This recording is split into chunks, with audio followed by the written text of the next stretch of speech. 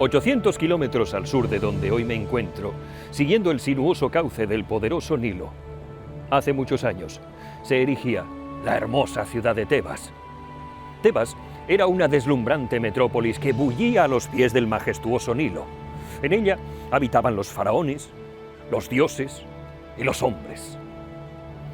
Tebas era la cuna de la civilización egipcia y el hogar de algunas de las mayores maravillas del mundo antiguo. El templo de Karnak, el coloso de Memón y el Valle de los Reyes eran solo algunos de los lugares que atraían a visitantes de todo el mundo. La ciudad era una mezcla de lo antiguo y lo nuevo, de lo sagrado y lo profano. Era un lugar de belleza, de misterio y de poder. Pero todo eso fue destruido hace mucho tiempo. Hoy Tebas es una ruina. Las arenas del desierto se han apoderado de ella y solo quedan algunas paredes derruidas y columnas caídas. Layo, el rey de Tebas, y su esposa Yocasta fueron advertidos por una profecía de que si Layo tenía un hijo, el muchacho crecería para asesinar a su propio padre, desposar a su madre y traer la ruina a su reino. Layo hizo oídos sordos a esta profecía porque su amor por Yocasta era demasiado poderoso. Y un buen día, su matrimonio recibió la bendición de un niño. Sin embargo, cuando nació el niño, Layo, que era precavido, tuvo cuidado de evitar que la profecía se hiciera realidad, por lo que tomó una gran aguja de hierro y con ella perforó los tobillos del recién nacido, hundiéndolo en la carne suave y pasando a través de los agujeros sangrantes una cinta de cuero para evitar que el niño pudiera caminar. Esto hizo que los pies del bebé se inflamaran, dándole origen así al nombre del niño, Edipo, que significa el del pie hinchado. Layo, luego, hizo deshacerse del niño arrojándolo en una cesta al Nilo, que en aquellos momentos bajaba preñado de agua. La cesta con el pequeño Edipo fue flotando suavemente hasta llegar al delta y más allá, sorteando marismas y humedales. El flujo lento de agua le permitía avanzar con suavidad hasta que el agua marrón desembocó en el mar, donde un grupo de pescadores que faenaban a la puesta de sol lo rescató, aterido y al borde de la muerte. Los pescadores lo llevaron al palacio del rey de Corinto, llamado Pólibo, que no tenía hijos y que decidió criar a ese bebé como si fuera suyo. Edipo creció al cobijo de aquel rey generoso y llegó a la edad adulta.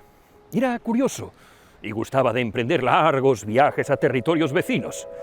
Quiso el destino que llegara entonces a los pies mismos del oráculo de Delfos, al que pidió consejo porque su vida, a pesar de llena de lujos y de aventuras, se le antojaba vacía y sin propósito.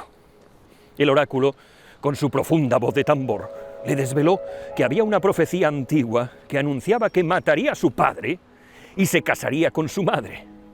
Temeroso de matar a Pólibo, a quien él creía su padre, huyó muy lejos, atravesó la Anatolia, se adentró en el desierto de Canaán, siguiendo el curso del Nilo, alejándose de Corinto todo lo que pudo y más. Recorrió así dehesas y valles, montañas y colinas, interminables caminos. La tierra que había visto tantos sueños, había visto pasar tantos caminantes, le hablaba a él de los sueños de la noche, y era como si los árboles le hablaran de la larga vida de los árboles. La tierra y las montañas le hablaban de la vida de las montañas y de las tierras, y su alma se fundía con los sueños de la tierra. Caminó sin descanso por largas masas pétreas y por desiertos de arena de un amarillo rabioso. Encontró un gran río y siguió su cauce durante muchos días, maravillado por su extensión y por su anchura. El río parecía regalar vida a su paso. Quiso la casualidad de que una tarde Edipo descansaba a pie del camino a la sombra de una higuera, habiendo llegado a territorios tan lejanos que estaba convencido de que en ellos no se cruzarían nunca con su padre. Le dolían los pies desde muy niño, debido a las heridas que le había infligido su padre. Mientras reposaba, cubierto de sudor y del polvo del camino, apareció en la lejanía una caravana que portaba un palio en el que descansaba un rey. Ese rey era Layo, el padre de Edipo, pero ninguno de los dos lo sabía. El heraldo instó de mala manera a Edipo a que se apartara del paso, y Edipo, sabiéndose un príncipe, se negó. En el punto álgido de la disputa, el heraldo le dio un pisotón a Edipo, que se resintió porque sus pies eran frágiles.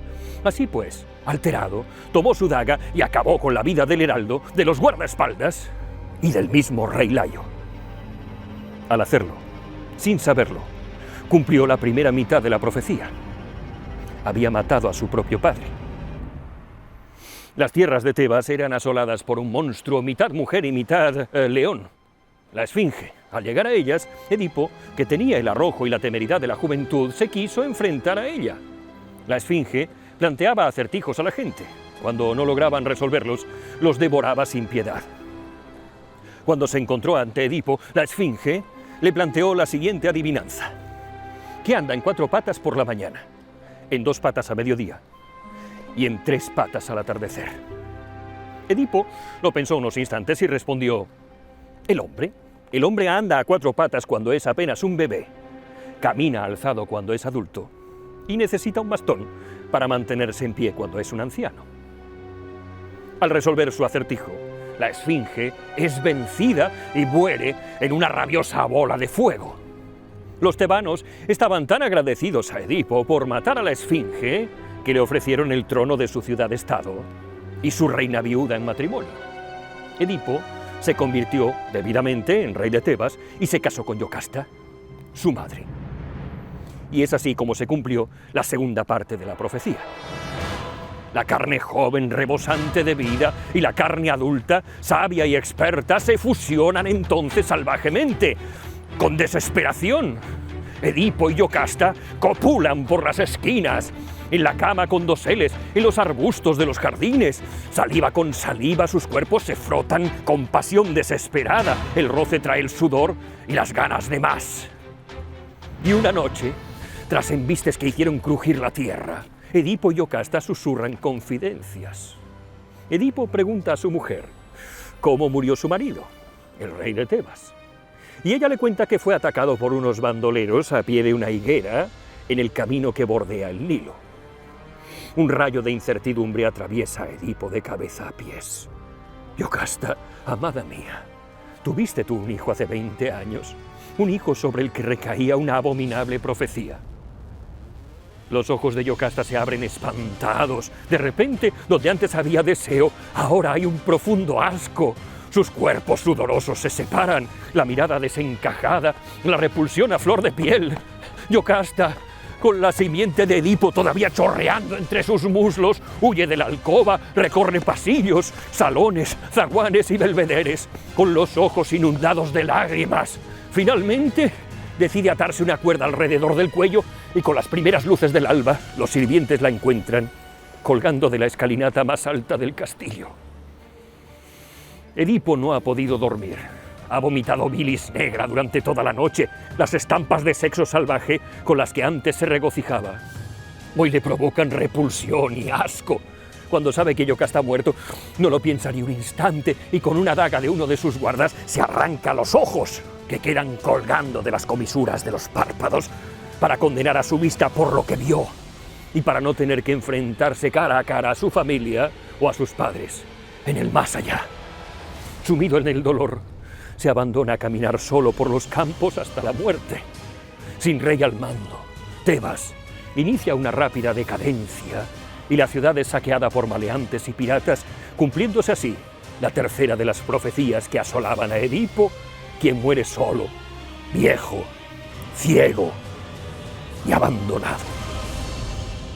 El mito de Edipo nos habla de la cuestión del destino, de la determinación, del cuestionamiento de la sociedad y de la divinidad misma.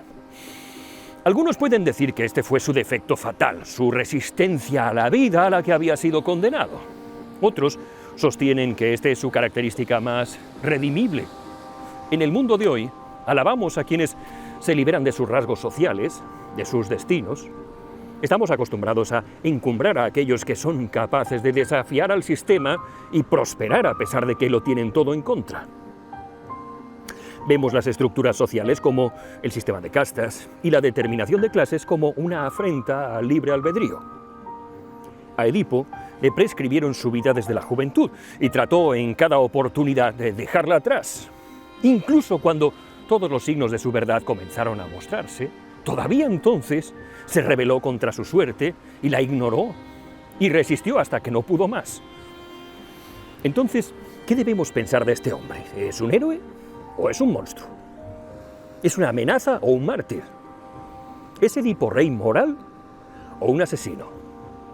La versión más conocida de este mito fue escrita por Sófocles, quien no coincide exactamente con la que he contado hoy aquí, porque el mito existía mucho antes y ha fascinado a autores, a filósofos, a pintores, a músicos e intelectuales a lo largo de la historia. Freud, un ejemplo más contemporáneo, es famoso por su valoración del mito con respecto a la mente moderna. Desafortunadamente, no entendió el núcleo de la historia, porque Edipo nunca quiso tener relaciones con su madre, lo hizo sin saberlo, y cuando se enteró, se sintió horrorizado. Las distintas versiones del mito no se ponen de acuerdo ni siquiera en el nombre de la madre, que puede ser Yocasta, o Epicasta, como la llama Homero en la Odisea, o incluso Astimedusa. La moraleja de la historia de Edipo tal vez dependa también de la versión que leamos. En la versión del cuento de los trágicos, es la arrogancia de Edipo, su orgullo, lo que contribuye al altercado en el camino entre él y Layo, el hombre que resulta ser su verdadero padre. Si Edipo fuera menos obstinado, menos altivo, menos pagado de sí mismo, menos colérico, menos altanero, se habría hecho a un lado para dejar pasar a Layo, que al fin y al cabo era mayor que él y por lo tanto más respetable. Y de ese modo habría evitado cumplir la profecía. De este simple hecho banal podemos deducir alguna enseñanza valiosa. Nuestras acciones tienen consecuencias, pero eso no significa que una acción particular lleve a una consecuencia particular. Significa que una acción puede causar que suceda algo muy distinto que, sin embargo, estará vinculado de alguna forma a nuestras vidas. Sin embargo, otra escuela de pensamiento dice que para los antiguos griegos el destino era demasiado poderoso para ser anulado por la condición humana. La vida de Edipo fue sellada desde el principio. Estaba condenado. Los intentos de Layo de acabar con el niño para que nunca creciera y asesinarlo fracasaron porque Edipo sobrevivió. Los intentos de Edipo para evitar la profecía dejando un único hogar que conocía fracasaron porque, sin darse cuenta, estaba huyendo hacia sus padres naturales, no de ellos. Tal vez la última arrogancia esté en pensar que uno puede engañar a los dioses. Fíjense si esta será una idea poderosa que ha estado persiguiéndonos desde hace más de 3000 años, hasta el punto de que el determinismo está asociado a la omnipotencia del Dios de los cristianos, los judíos y los musulmanes. La idea de porque Dios lo ha querido así todavía acompaña a muchas personas del siglo XXI para explicar catástrofes, desgracias, muertes y alegrías. Y proviene de ahí, de mitos tan antiguos como el de Edipo y su destino inalterable. Considerando que Edipo, a lo largo de todo el mito, está causando mal a su alrededor sin que realmente tenga ninguna culpa ni intención de causarlo, también podemos reflexionar sobre la culpa de aquellos que no saben que están haciendo daño. En muchas ocasiones, tendemos a enfadarnos con quienes han cometido un error y no han estado ahí para nosotros o nos han causado un mal sin darse cuenta de lo que hacían. Esos pecados por omisión, esos pecados accidentales que tantísimo enfangan las relaciones humanas. Hace muchos años descubrí que las personas a mi alrededor no pueden conocer cómo pienso, cómo siento, qué es importante o qué es accesorio para mí, y desde entonces hago un esfuerzo muy importante para no enfadarme cuando alguien me falla sin saberlo.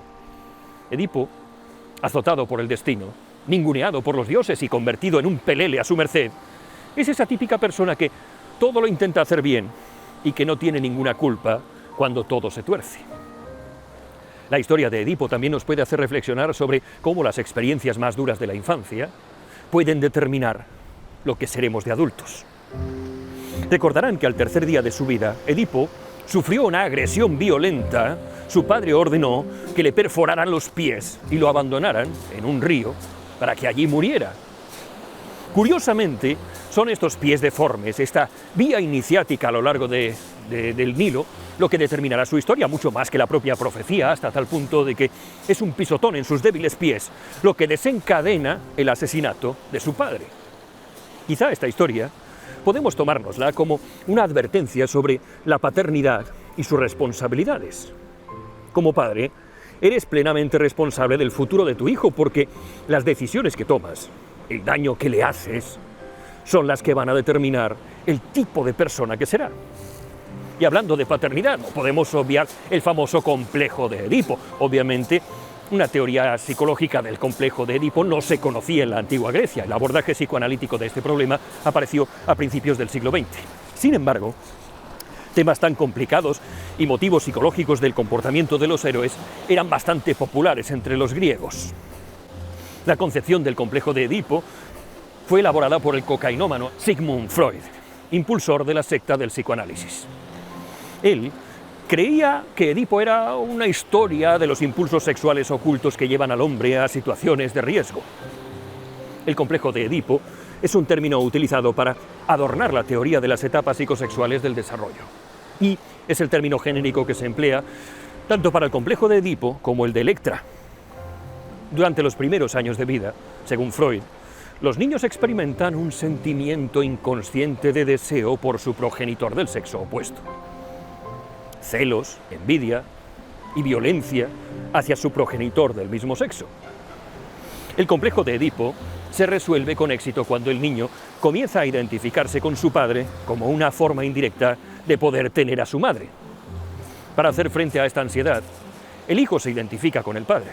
Esto significa que el hijo adopta o internaliza las actitudes, las características y los valores que tiene su padre. Por ejemplo, su personalidad, su rol de género, los comportamientos masculinos típicos de papá. El padre se convierte en un modelo a seguir en lugar de un rival. A través de esta identificación con el agresor, los niños adquieren su super-yo y el rol sexual masculino. El niño sustituye su deseo por el de su madre, por el deseo de otras mujeres. La versión femenina de este complejo es el de Electra, en virtud del cual las niñas de entre 3 y 6 años se vuelven inconscientemente apegadas sexualmente a su padre y cada vez tienen sentimientos más hostiles hacia su madre. Aunque a menudo se le atribuye a Freud, en realidad fue propuesto por el protegido de Freud, Carl Jung. Pero, ¿qué nos quisieron contar con esta tragedia los que vinieron antes que nosotros? Posiblemente un poco de todo lo dicho. Los griegos eran grandes exploradores del alma humana. Su concepción del mundo era primitiva y esquemática, pero tal vez por ello llegaron a descubrir esas historias universales que todavía hoy nos inspiran. En cuanto a Edipo, imagino que nos advirtió sobre la influencia que los padres tienen sobre los hijos y nos quiso dejar también un mensaje triste y desesperanzado sobre lo inútil que es luchar contra tu propio destino, porque al final de todo no somos más que una brizna de hierba a merced de los dioses. Los griegos creían que podemos luchar, cruzar desiertos y valles, podemos construir ciudades y reinos, podemos levantar castillos y torres, podemos edificar murallas y puentes y podemos enfrentarnos al oráculo cara a cara y desafiar sus profecías. Pero al final de todo, no somos más que un niño herido, minúsculo, insignificante, flotando en una canastilla en el cauce del río más grande del mundo.